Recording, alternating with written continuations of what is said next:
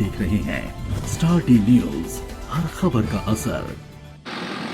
Lockdown के चलते part 2 शुरू हो चुका है। पार्ट 2 का चौथा दिन है और आपको बता दें कि देश भर में जो महामारी, वैश्विक महामारी फैली हुई है कोरोना के चलते, अब आप बात करें तो कोरोना से एक पूरे देश में जंग लड़ी जा रही है। एक तरफ अर्थव्यवस्था तो पूरी तरीके से डगमगा चुकी है और बात करें तो अगर हम इस महामारी से जीत सकते हैं तो उसके बाद देश की अर्थव्यवस्था का क्या होगा।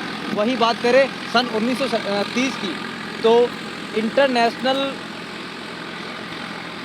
अगर हम बात करें 1930 की, द ग्रेट डिप्रेशन आया था उस समय। तो उस समय जो भारत की अर्थव्यवस्था थी जो पूरी तरीके से डगमगा चुकी थी, पूरी तरीके से ख़राब हो चुकी थी। लोग इतना ज़्यादा जो परेशान हो चुके थे इस आर्थिक मंदी को लेकर, परंतु आज वही एक आर्थिक मंदी देखने को मिल रही है पूरे देश में। जिस तरीके बता दूं कि कोरोना वायरस जो है एक महामारी है, हम इस महामारी से तो लड़ सकते हैं, परंतु जो इसके बाद आर्थिक मंदी हो जाएगी उसके लिए सरकार क्या इंतजाम है सरकार के पास में। और एक नई गाइडलाइंस आरबीआई की तरफ से आई है। 130 करोड़ की जनता के लिए 1 लाख करोड़ रुपए का जो देने की धनराशि है उन जनता के लिए मुहैया कराई जाएगी। अब सवाल तो ये उठता है कि इन चंद दिनों में जो लॉकडाउन लगा हुआ था 24 दिन का, उसके बाद आज पार्ट 2 का चौथा दिन है।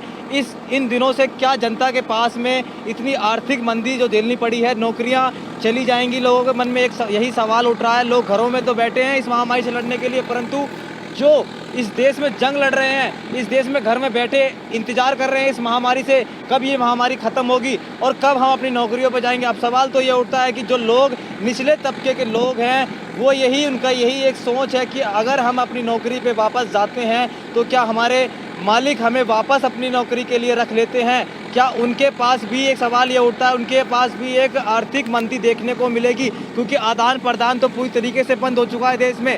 उसी के चलते जो बड़ी बड़ी फैक्ट्रियां हैं, बड़े बड़े उद्योग हैं, वो सब बंद हो चुके हैं क्योंकि लॉकडाउन लगा हुआ है संपूर्ण भारत देश में। और पार्ट 2 का चौथा दिन है, उसी को चलते महामारी भी फैली हुई है। अब देश में यही एक सवाल उठ रहा है जनता का कि क्या हमारी नौकरियां बचेंगी? क्या हमारी नौकरियों की जो इंक्रीमेंट, जो सैलरी है वो बढ़ेगा आगे? क्या नौकरी के जो पैसे पूरी मिलते थे वही पैसे मिलेंगे?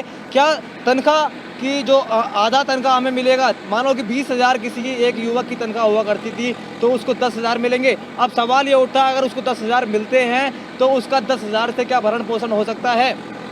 दिल्ली से Ravi Chauhan, Star T news.